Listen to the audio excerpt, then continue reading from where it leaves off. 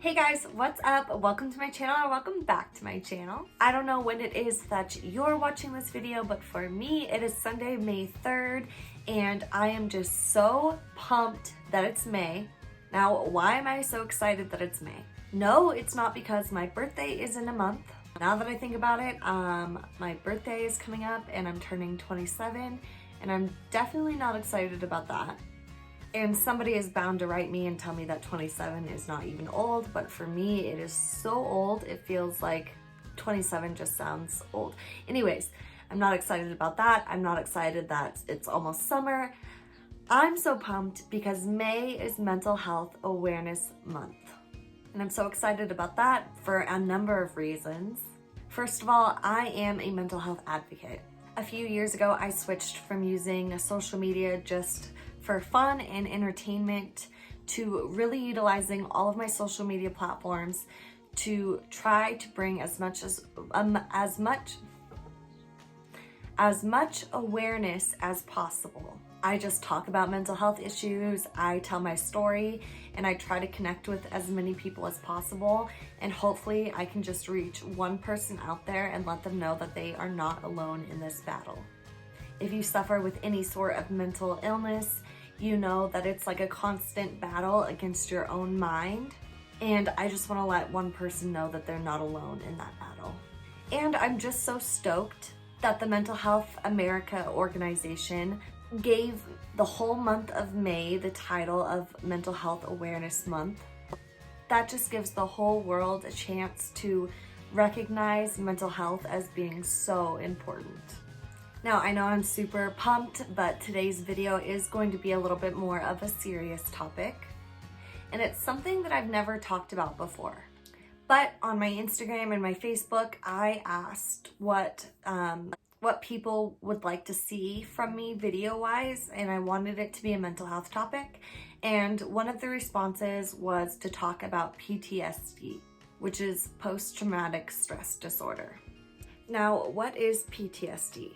PTSD is a condition which can develop in people who have experienced a scary or distressing event. According to the National Institute of Mental Health, most people experience a fight or flight response during a traumatic event, but many people recover.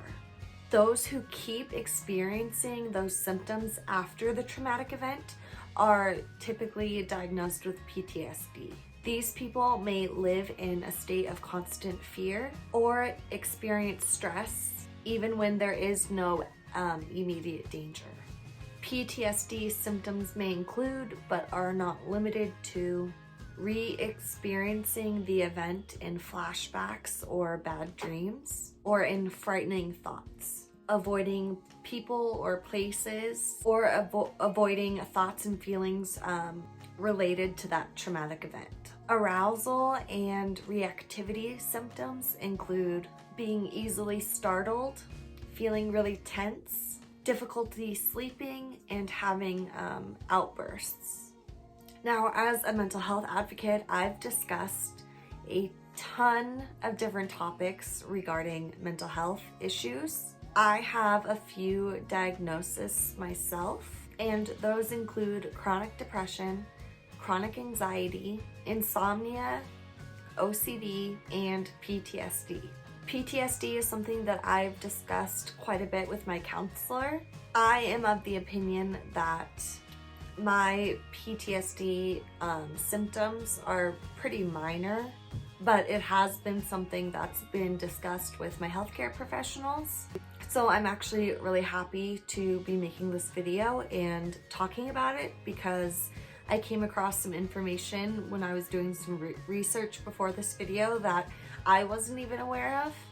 And just to give you guys some statistics, just some flat out facts about PTSD, 70% of adults experience at least one traumatic event in their lifetime, and 20% of those who experience a traumatic event will develop PTSD.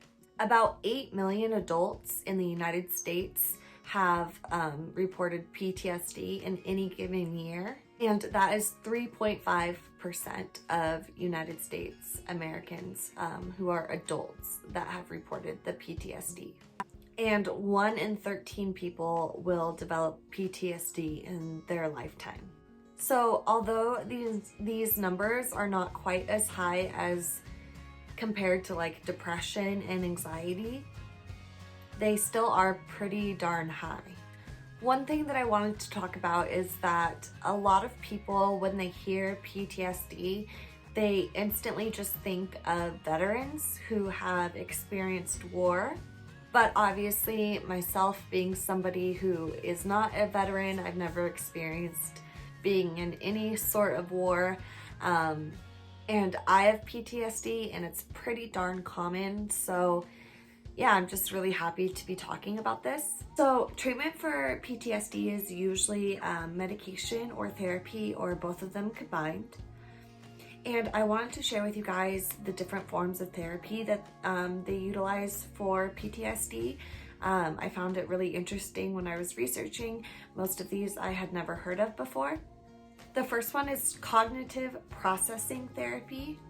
CPT is a 12-week course treatment with sessions that usually range from 60 minutes to 90 minutes. At first, you'll talk about the traumatic event with your therapist and how your thoughts related to it have affected your life. Then you will write in detail what happened.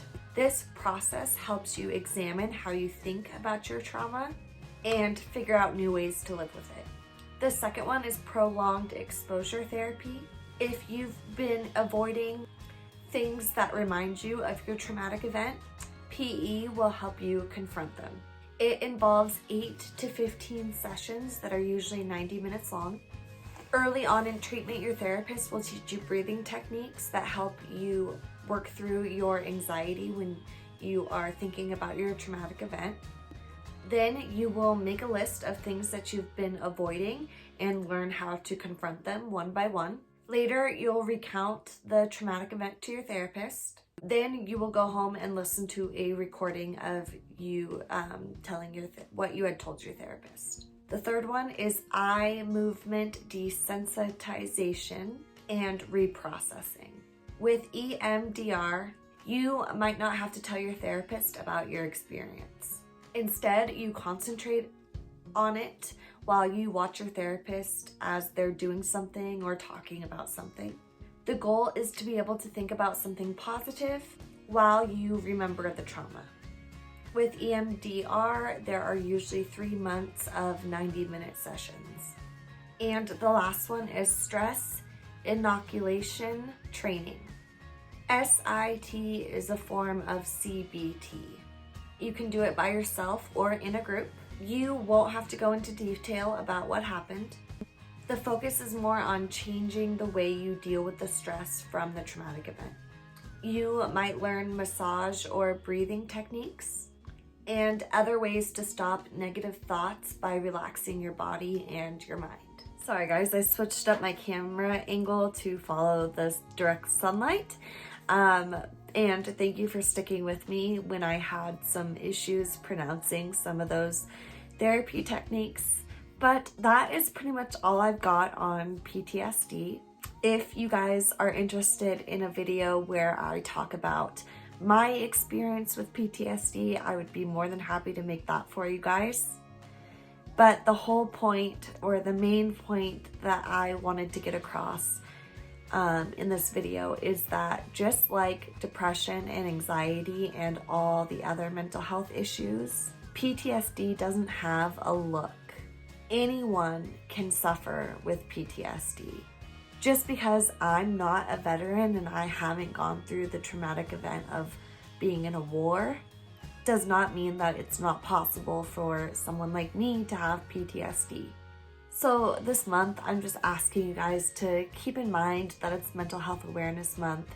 Try to keep the conversation going. These topics are hard to talk about, I know, but they need to be talked about. Thank you guys, as always, for all the continued love and support. It really does encourage me and give me the courage to talk about these hard topics. Like always, I'm just going to remind you guys that my social media platforms are clickable links up in my banner. You can click on each link and it will take you to my social media platforms, just in case you want to connect with me on a different platform than YouTube. Thank you guys so much for watching this video. Please like it, comment it, share it, and I will catch you in the next one. Bye.